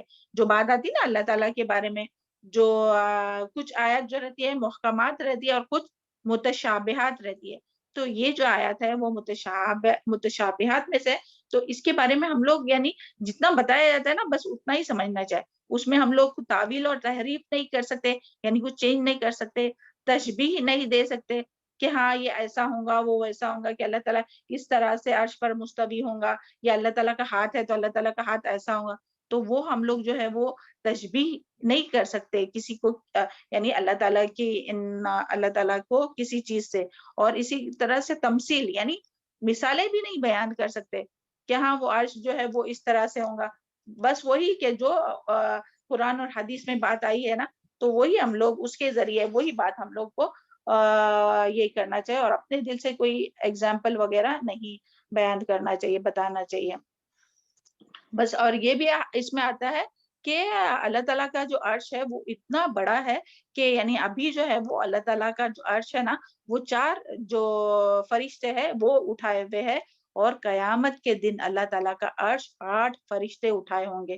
دیکھیں، اور وہ فرشتوں کے بارے میں کیا آتا ہے کہ وہ فرشتے کتنے بڑے ہوں گے، اس کے بارے میں حدیث میں آتا ہے کہ اس دن اس دن جو ہے وہ اس کا ذکر سورہ الحاقہ نمبر 17 میں آتا ہے کہ وہ یہاں اعوذ باللہ من الشیطان الرجیم وَيَحْمِلُ عَرْشَ رَبِّكَ فَوْقَهُمْ يَوْمَئِذٍ ثَمَانِيَةٌ، یعنی قیامت کے دن جو ہے وہ اللہ تعالیٰ کا جو عرش ہے وہ 8 فرشتے اپنے رب کا عرش اپنے اوپر اٹھائے ہوئے ہوں گے.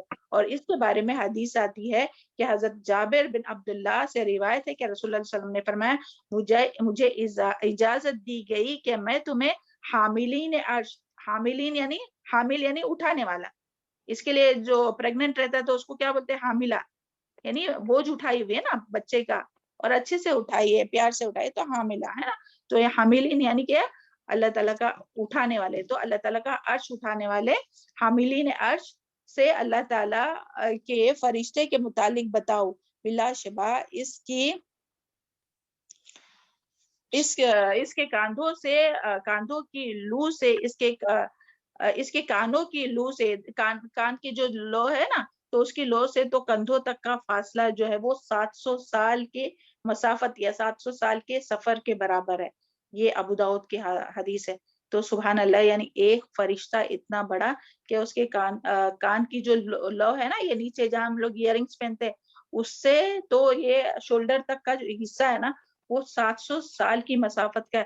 یعنی ایک ایک فرشتہ جو ہے وہ اتنا بڑا ہے. تو ایسے جو ہے وہ 8 فرشتے مل کر جو اللہ تعالیٰ کا عرش اٹھائے ہوئے ہوں گے. سبحان اللہ.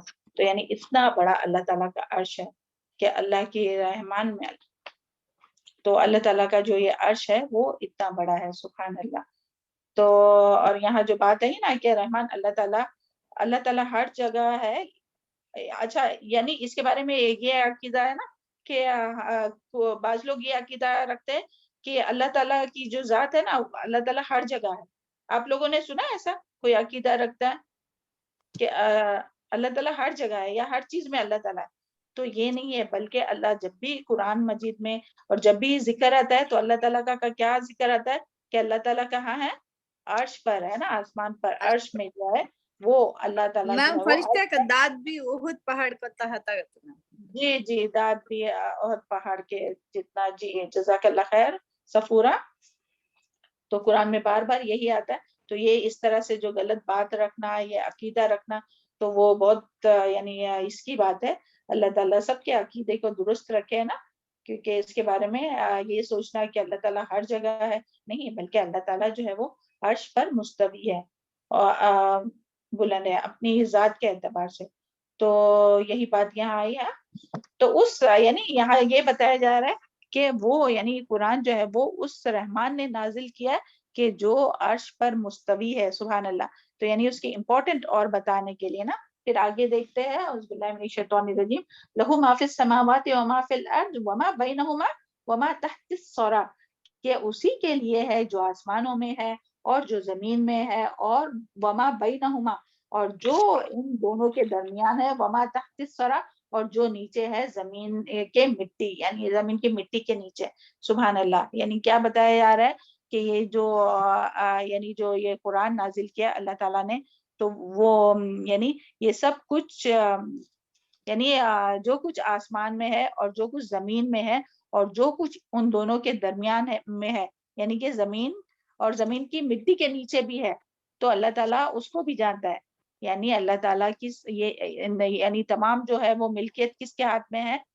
چاہے وہ آسمانوں میں کوئی چیز ہو، اس کا بھی مالک اللہ تعالیٰ ہے، چاہے زمین میں کوئی چیز ہو، اس کا بھی، وہ بھی اللہ تعالیٰ کے قبضے میں، یا زمین اور آسمان میں کے بیچ میں کوئی بھی چیز ہو تو اس کا بھی مالک اللہ تعالیٰ ہی ہے. اس کو بھی وہ بھی یعنی اللہ تعالیٰ کے مشیت کے مطابق ہر چیز جو ہے وہ کام کر رہی ہے. سبحان اللہ. اور جو مٹی کے نیچے بھی جو ہے نا تو اللہ تعالیٰ تو وہ بھی جانتا ہے, اور اس کا بھی جو ہے خالق جو ہے وہ اللہ تعالیٰ ہی ہے, اور وہی جانتا ہے. اسی کے لیے یعنی سب چیز کا جو مالک ہے, خالق ہے, وہی ہے, اللہ تعالیٰ ہی ہے. تو یہاں یہی بات آئی ہے. اور یہاں جو ہے نا کہ زمین اور آسمان کے درمیان, تو زمین اور آسمان کے درمیان کیا ہے؟ زمین اور آسمان کے درمیان اللہ تعالیٰ کی بے شمار مخلوق ہے نا. کیا کیا نظر آتی ہے, کیا کیا ہو سکتی ہے, کوئی بتائے گا؟ جلدی جلدی بتائیے. زمین اور آسمان کے درمیان بادل ہے نا. سمندر, بارش, سوری نہیں زمین پہ نہیں, زمین اور آسمان کے درمیان. پلانٹ, سیارے, ستارے, جی ستارے, سیارے, جی جی ہاں شاباش. انسان, برڈز اور وہ سب جی پرندے وغیرہ سب مخلوقیں. ہے نا. اور اسی طرح فرشتے بھی زمین اور آسمان کے گرد چکر لگاتے رہتے نا, اللہ تعالیٰ کا پیغام لے کر آتے ہیں, پھر اپنے اعمال نامے اور دعائیں لے کر جاتے ہیں. سبحان اللہ. تو یہ ساری چیزیں جو دعائیں نا سوری یعنی اعمال لے کر جاتے ہیں. تو فرشتے جو ہے وہ اور یہ ساری چیزیں جو ہے وہ, اور اسی طرح روحیں بھی ہے نا, بدروحیں بھی جو اوپر جاتے رہتی ہے. اور پھر جو ہے وہ ہر وقت جو گردش کرنے والے سیارے اور تمام چیزوں کا بھی مالک کون ہے؟ اللہ سبحانہ تعالیٰ ہے. اور اسی طرح وما تحت الثری, ثری کا لغوی معنی یعنی کہ ڈکشنری معنی کیا ہے؟ ثری کا لغوی معنی ہے صرف گیلی مٹی کے, یعنی جو زمین کی تہوں میں ہے نا تو اس کا بھی مالک اللہ ہے, اللہ تعالیٰ ہی ہے. اور دیکھیں سوریا جیسا ہوتا ہے نا کہ سوریا سے مراد کیا ہے؟ انتہائی بلندی. اسی طرح ثری سے مراد انتہائی پستی, یعنی ایک دم گہرائی میں جو چیز ہے نا, جو ابھی تک انسان جو ہے وہ بعض چیزوں کو تو جان بھی نہیں چکا ہے کہ زمین کے نیچے کیا ہے. مگر وہ سب بھی کس کے لیے, چاہے پھر وہ گولڈ ہو, آئل ہو, یا اس کے بھی نیچے اور جو بھی خزانے چھپے ہوئے, جو بھی کیڑے مکوڑے, سب وہ سب کا بھی مالک کون ہے؟ اللہ تعالیٰ ہی اس کا بھی مالک ہے.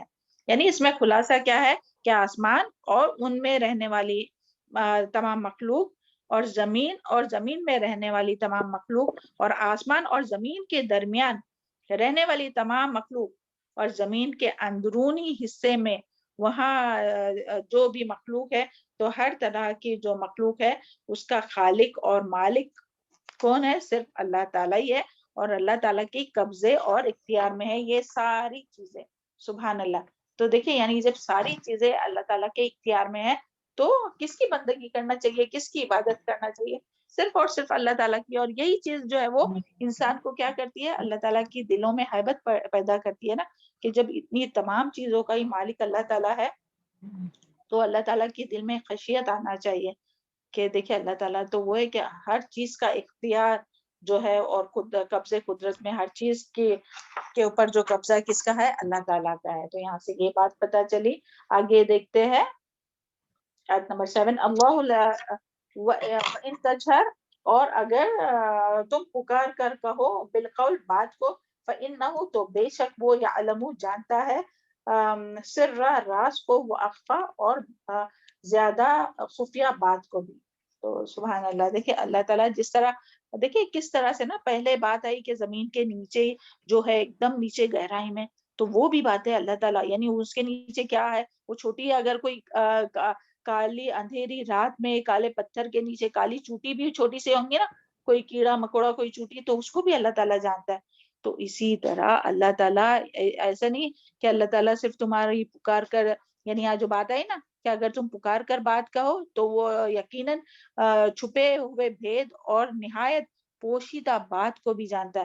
یعنی جو دل میں چھپی ہوئی بات رہیں گے نا تو اس کو بھی جانتا ہے. جس طرح سے مٹی کے نیچے, گیلی مٹی کے نیچے, ایک دم نیچے جو مٹی ہے اس کے نیچے کی چیز جانتا ہے, تو اسی طرح اور آسمان میں بلندی پر بھی جو ہے, کتنی بھی بلندی پر چلے جاؤ, آیا نا پیچھے ذکر, تو وہ بھی اللہ تعالیٰ جانتا ہے. تو اسی طرح اگر کوئی زور سے بتا کر کچھ بات کر رہا ہے تو اس کو بھی جانتا ہے, پکار کر جو کہہ رہا ہے. اور جو دل میں ابھی بات نکالا نہیں منہ سے, صرف دل میں اس نے سوچا تو وہ بھی اللہ تعالیٰ کو پتہ چل جاتا ہے. اور وہ بھی کس اللہ تعالیٰ کو؟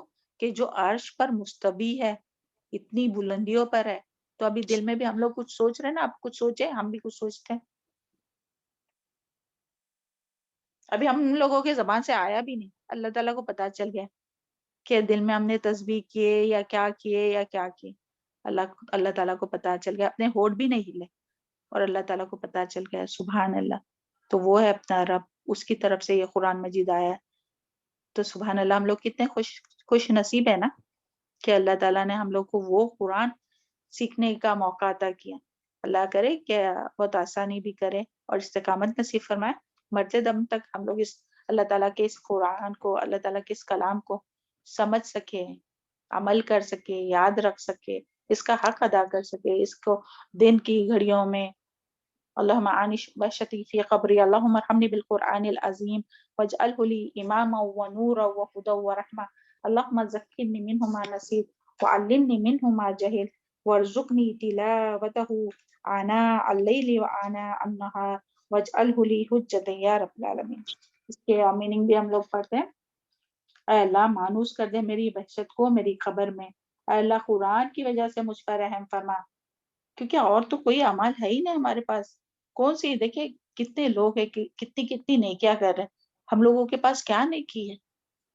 بس یہی کہ جو چند لمحات ہم لوگ گزارتے اللہ تعالیٰ کی رضا کے لیے، اس قرآن کے، اللہ تعالیٰ کے اس کلام کو سیکھنے اور سمجھنے کے لیے. تو وہی ہے بس اپنا خزانہ نا. اللہ کرے کہ کبھی یہ ضائع نہ ہو اور آخرت میں مرتے دم تک محفوظ رہے، اور آخرت میں اس کا اجر جو اللہ تعالیٰ نا. تو یہاں کیا ہے، کیا دعا کیا ہے، ہم لوگ اللہ تعالیٰ دعا مانگتے اللہ تعالیٰ سے کہ اللہ مانوس کر دے میری وحشت کو میری قبر میں.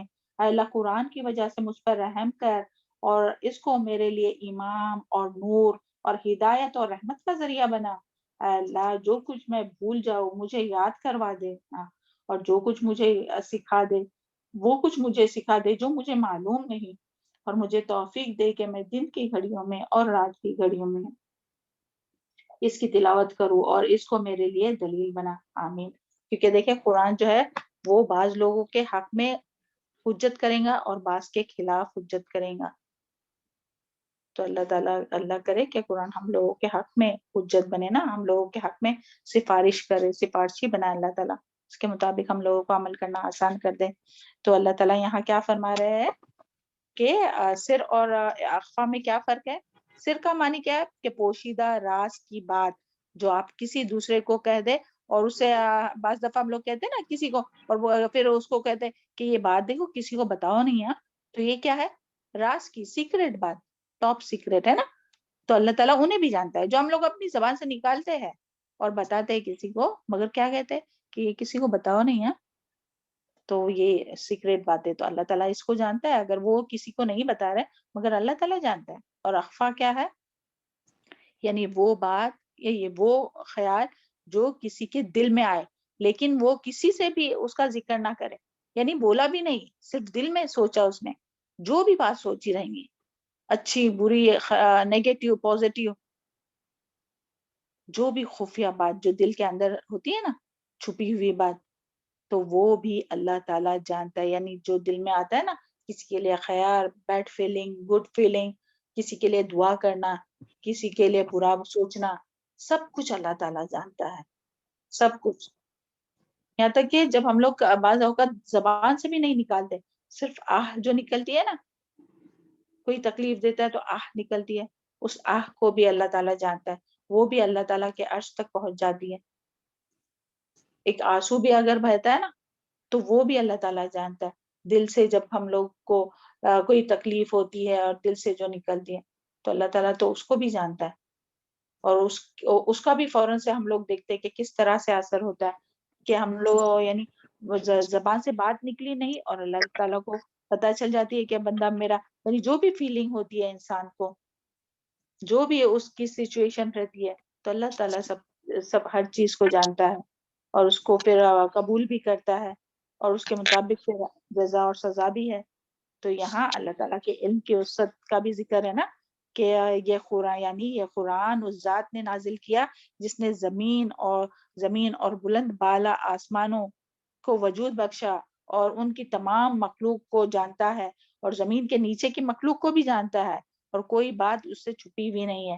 اور اسی طرح وہ انسان کی بھی ہر بات کو چاہے وہ پکار کر کرے, چاہے وہ پوشیدہ کرے, چاہے کوئی راز کی بات ہو, چاہے دل کی نیت ہو. تو دل کی نیت جو ہے نا, کوئی کام کر رہا ہے, کام تو بظاہر بہت اچھا دکھ رہا ہے مگر نیت نہیں اچھی ہے, تو اس کی نیت کو بھی جانتا ہے. جو اس کے دل میں فیلنگ آ رہی ہے وہ بھی جانتا ہے. اور یہ ساری چیزیں اللہ تعالیٰ کے یعنی رحمان کے عرش تک پہنچ جاتی ہے. سبحان اللہ. تو اللہ کرے کہ ہم لوگ کے دل کی اللہ تعالیٰ اصلاح کرے, دلوں میں کبھی برائی نہ آئے, ہے نا. تو دیکھیے یہ سورہ ملک میں بھی ہم لوگ پڑھتے ہیں نا, وَأَسِرُّوا قَوْلَكُمْ أَوْ اجْهَرُوا بِهِ إِنَّهُ عَلِيمٌ بِذَاتِ الصُّدُورِ, کہ تم اپنی باتوں کو چھپاؤ یا ظاہر کرو, وہ تو سینوں کی باتوں تک کو بھی بخوبی جانتا ہے. اور قیامت کے دن یہ نہیں کہ کوئی سمجھے کہ ہاں وہ تو لوگوں کو تو پتہ نہیں ہے بھائی, ہم کسی کے لوگوں کے سامنے تو بہت اچھی اچھی باتیں کرتے ہیں اور دل میں کیا کینہ اور بغض چھپا ہوا ہے, تو وہ لوگ تو راضی ہو جائیں گے اچھے سے سامنے بات کر کے, مگر دلوں میں جو کینہ ہے تو وہ اگر لوگوں کو پتہ نہیں چلے مگر اللہ تعالیٰ کو سب پتہ ہے اور اس کے مطابق پھر فیصلے ہوں گے. تو یہاں بیٹھے بیٹھے اللہ تعالیٰ سے اپنی گناہوں سے جو بھی راز اور جو بھی ہے چھپی ہوئی باتیں ہیں نا, یوم تبلی السرائر, کہ قیامت کے دن جو ہے وہ لوگوں کے راز بھی ظاہر کیے جائیں گے. تو وہ راز ظاہر ہونے سے پہلے ہی اس کے اوپر پردہ ڈال دے, توبہ کا, ہے نا, استغفار کیا, غفارہ, ڈھانپ دینا, برائیوں کو ڈھانپ دینا, کور کرنا. تو اللہ تعالیٰ ہم سب کے برائیوں کو ڈھانپ دے نا, کہ کسی کے سامنے نہ زندگی میں آئے اور نہ مرنے کے بعد آئے, کیونکہ اللہ تعالیٰ دل میں جو ہے نا وہ بھی وَحُصِّلَ مَا فِي الصُّدُورِ, وہ بھی حاصل کیا جائے گا جو کچھ سینوں میں ہے. تو اللہ تعالیٰ یا مقلب القلوب صرف قلبی علی طاعتک, یا مصرف القلوب یا مقلب القلوب ثبت یا مقلب القلوب ثبت قلبی علی طاعتک. اور ربنا لا تزغ قلوبنا بعد إذ هديتنا وهب لنا من لدنك رحمة إنك أنت الوهاب. تو بس اللہ تعالیٰ سے بہت زیادہ دعائیں بھی مانگنا چاہیے, اور جو بھی اپنی بات ہو, کسی سے کچھ ہو گیا کیا ہوا, تو کچھ کسی کو بتانے کی ضرورت نہیں, بس اللہ تعالیٰ سے بات کرے, اللہ تعالیٰ کی طرف رجوع کرے اور اللہ تعالیٰ سے مانگے. تو اللہ تعالیٰ تو دل میں جو اپنی فیلنگ رہتی ہے نا تو وہ بھی جانتا ہے. بعض دفعہ ہم لوگ یعنی کسی کو کچھ تکلیف پہنچتی ہے, کچھ بھی ہوتا ہے, تو دل میں یاد کرے, دیکھیں اللہ تعالیٰ کس طرح سے مدد کرتے, سبحان اللہ, کس طرح سے آسانیاں کرتے. تو اس کو بس فیل کرنے کی ضرورت ہے نا. تو یہی اللہ تعالیٰ کا تقوی ہی ہے کہ جو انسان کو بچا سکتا ہے, ورنہ انسان کے ساتھ اپنا نفس بھی اور شیطان بھی جو ہے وہ 24 گھنٹے جو ہے وہ اپنے خون کی طرح گردش کرتے رہتا ہے. تو اللہ محفوظ رکھے ہم سب کو, ہے نا, اپنے نفس کے شر سے, شیطان مردود کے شر سے, اور اللہ تعالیٰ ہم سب کو اللہ تعالیٰ کا تقوی نصیب فرمائے اور تمام برائیوں سے محفوظ رکھے, ظاہری اور باطنی تمام برائیوں سے. چلے لاسٹ آیت ہے, بس چھوٹی سی ہے یہ, کیونکہ پہلے بھی بہت بار ہو چکی ہے, تو اس کے ہم ڈیٹیل میں نہیں جائیں گے. اعوذ باللہ من الشیطان الرجیم. اللہ لا الہ الا ہو, اللہ تعالیٰ نہیں کوئی الہ الا ہو مگر وہی, لہ الاسماء الحسنی, اسی کے لیے ہے اچھے اچھے نام. سبحان اللہ. دیکھیں کتنی بار آ رہا ہے نا اللہ تعالیٰ کے اچھے اچھے نام. اور سب سے پہلے یہاں جو بات آئی نا, اللہ لا الہ الا ہو, یعنی اللہ تعالیٰ نہیں کوئی الہ اس کے سوا, یعنی اللہ کے سوا کوئی الہ نہیں.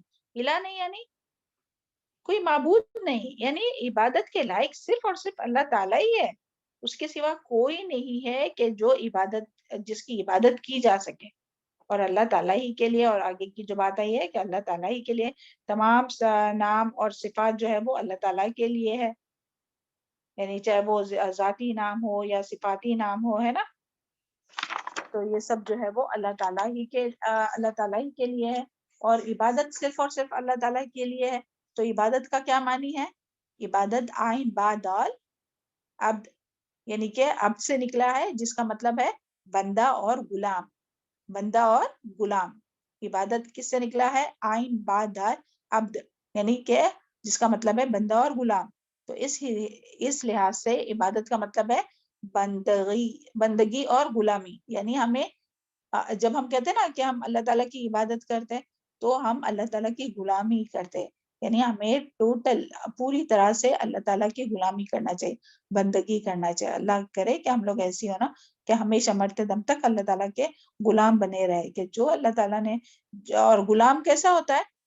جو اس کو مالک حکم دیتا ہے. دیکھیے یہ کمپیریزن تو نہیں کرنا چاہیے، مگر اگر ہمارے پاس کوئی کام کے لیے آتی ہے، کوئی کام کے لیے آتی ہے، کوئی ہیلپ کے لیے اپنے ساتھ آتی ہے، میڈ وغیرہ جو ہم لوگ رکھتے ہیں، تو ہم لوگ کیا چاہیں گے کہ جیسا ہم لوگ بولیں گے ویسا وہ کام کرے. اگر ایک بات بھی نہیں وہ سنے، اگر ہم لوگ بولے کہ ذرا یہ کلین کرو، کہ یہ اچھا نہیں کلین کر، اور وہ نہیں بولیں گی تو کتنا غصہ آتا ہے، کتنا برا لگتا ہے. تو اللہ تعالیٰ، یہ تو بہت چھوٹی سی مثال اللہ تعالیٰ کے لیے تو کوئی مثال بیان ہی نہیں کر سکتے، اللہ تعالیٰ معاف فرمائے. تو اللہ تعالیٰ کی جب ہم لوگ غلام ہیں نا، تو کیا اللہ تعالیٰ کو پسند آئے گا کہ ہم لوگ اپنی منمانی کریں؟ ہمیں اللہ تعالیٰ کی مرضی کے مطابق، اور اللہ تعالیٰ بولنے اور سننے سے زیادہ عمل کی توفیق دے. بہت کوتاہیاں ہے، بہت کمیاں ہے. اللہ تعالیٰ ہم لوگوں میں، اللہ ہم لوگوں کو اپنا غلام بنا لے، ہے نا. اللہ تعالیٰ تو ہی بنا لے ہم لوگوں کو اپنا غلام اور اپنا بندہ، ہے نا. اور دوسرا معنی ہے، یعنی عبادت کا اصطلاحی معنی ہے کہ اللہ تعالیٰ کے لیے عاجزی کا اظہار کرنا، جس میں محبت اور تعظیم بھی ہے. یعنی اللہ تعالیٰ کے لیے عاجزی کا اظہار کرنا چاہیے، یعنی محبت اور تعظیم سے. ایسا نہیں کہ زبردستی جیسے عبادت کر رہے، نماز بھی پڑھ رہے تو بہت احسان کر رہے جیسے کسی کے اوپر. نہیں، محبت کے ساتھ، ہے نا، تعظیم بھی ہو اس میں. عبادت یعنی تعظیم بھی ہو اور محبت بھی ہو. سبحان اللہ. اور پھر اسی طرح عبادت کا ایک معنی اطاعت بھی ہے، یعنی مکمل اطاعت اللہ تعالیٰ کی. تو پوری زندگی اللہ تعالیٰ کی مرضی کے مطابق گزارنا. اللہ تعالیٰ ہم سب کو اس کی توفیق عطا فرمائے. اور یہ سب ہم لوگ جانتے ہیں کہ عبادت ہر طرح کی ہوتی ہے، 5 طرح کی. قلبی عبادتیں ہوتی ہے نا، زبانی عبادتیں ہوتی ہیں، بدنی عبادتیں، مالی عبادتیں، اور بدنی اور مالی عبادتیں. تو یہ سب کے سب صرف اور صرف اللہ تعالیٰ کے لیے ہے. یعنی کہ اپنی زندگی، موت، اپنی قربانی اور اپنی نماز، ہر چیز کس کے لیے؟ ان الصلاۃ ونسکی ومحیای ومماتی للہ رب العالمین.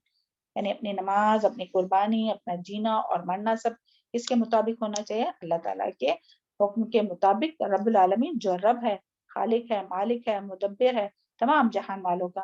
لہ الاسماء الحسنی. تو اللہ تعالیٰ کے بہت اچھے اچھے پیارے پیارے نام ہیں، اور اس کے بارے میں الحمدللہ ہم لوگ بہت بار پڑھ چکے ہیں کہ اللہ تعالیٰ کے بہت سے نام ہیں، اور اللہ تعالیٰ کے کتنے نام ہیں اور اس کی دلیل کیا ہے. یہ آپ کے لیے کوشچن ہے. ہاں، اس کا آنسر آپ کو لکھنا ہے کہ اللہ تعالیٰ کے کتنے نام ہیں. تو وہ پورے نام نہیں لکھنا ہے. کوشچن کیا ہے کہ اللہ تعالیٰ کے کتنے نام ہیں اور اس کی کیا دلیل ہے. اس کا چاہے تو ہم ڈیٹیل کل اسٹارٹنگ میں کلاس شروع ہوں گی نا تب دیں گے، ابھی ٹائم ہو گیا اپنا. اور یعنی کہ اللہ تعالیٰ کے بہت اچھے اچھے نام ہیں. تو ہم لوگوں کو یعنی ذاتی نام بھی ہے اور صفاتی نام بھی ہے، جس میں اللہ تعالیٰ کی صفات کا اظہار ہے. تو ہم لوگوں کو اللہ تعالیٰ کے اچھے اچھے ناموں کے ذریعے اسے پکارنا چاہیے. یعنی یہ نہیں کہ صرف اللہ، یعنی اللہ تو ہے اللہ تعالیٰ کا ذاتی نام، اللہ تعالیٰ کو بہت اچھے اچھے ناموں سے پکارنا چاہیے. اللہ سبحانہ تعالیٰ، اللہ عز و جل، اللہ ذو الجلال والاکرام، اللہ الرحمن، اللہ الوہاب، غفور الرحیم، اللہ الہادی، الرزاق، الودود. تو ان ناموں کے ذریعے اللہ تعالیٰ سے کو پکارنا چاہیے، ان ناموں کے ذریعے دعائیں مانگنا چاہیے، ان پر ایمان لانا چاہیے، اور ان کے ان ناموں کی ہے نا، یعنی اللہ تعالیٰ کی معرفت حاصل کرنا چاہیے ان ناموں کے ذریعے. اور ان صفات کو اپنے اندر، اللہ تعالیٰ کی ان صفات کو اپنے اندر پیدا کرنے کی کوشش کرنا چاہیے، ان ناموں کو یاد رکھنا چاہیے، اور اس کے مطابق زندگی گزارنا چاہیے. تو یہ ہے اس کے ناموں کا جو ہے وہ ایمان لانا. تو اسماء الحسنی و صفات. تو سبحان اللہ، سبحان ربک رب العزت عما یصفون، وسلام علی المرسلین والحمد للہ رب العالمین. یہاں اپنی کمپلیٹ ہوئی آیت. ربنا تقبل منا انک انت السمیع العلیم وتب علینا انک انت التواب الرحیم. اللہ تعالیٰ سے دعا ہے کہ جو کچھ ہم لوگ سیکھتے ہیں، پڑھتے ہیں، سمجھنے کی کوشش کرتے ہیں، اللہ تعالیٰ ان کوششوں کو قبول کرے اور ان باتوں کو اپنے دلوں میں جذب کرائے، اور اس کے مطابق ہم لوگوں کو اخلاص کے ساتھ مرتے دم تک عمل کرنے کی توفیق عطا فرمائے. اور جو کچھ کوتاہیاں ہوتی ہیں عمل کے، یعنی عمل میں اور سیکھنے میں اور سکھانے میں اور بتانے میں، تو اللہ تعالیٰ ان کوتاہیوں سے درگزر کرے، اور اللہ تعالیٰ ہم سب کی تمام نیک اور خیر دعاؤں کو قبول فرمائے، اور سب کو بہت پیاری صحت عطا فرمائے، اور جو بھی بیمار ہے ان کو شفا کاملہ عاجلہ عطا فرمائے. جن کی جو پریشانیاں ہیں ان سب کی تمام پریشانیوں کو دور کرے. سب کے نام کے اللہ تعالیٰ بہت کشادہ رزق عطا فرمائے. سب کے انفاق کو، جو کچھ ہم لوگ اللہ تعالیٰ کی رضا کے لیے خرچ کرتے ہیں، اپنا وقت، اپنی صلاحیتیں، اپنا مال، اور اپنا آرام، تو اللہ تعالیٰ ان کو قبول کرے، بہترین اجر عطا فرمائے، دنیا اور آخرت کی خیر اور بھلائیاں نصیب فرمائے، اور اپنی اولاد کے ذریعے اپنی آنکھوں کی ٹھنڈک نصیب فرمائے۔ ربنا تقبل منا انک انت السمیع العلیم وتب علینا انک انت التواب الرحیم۔ السلام علیکم ورحمۃ اللہ وبرکاتہ۔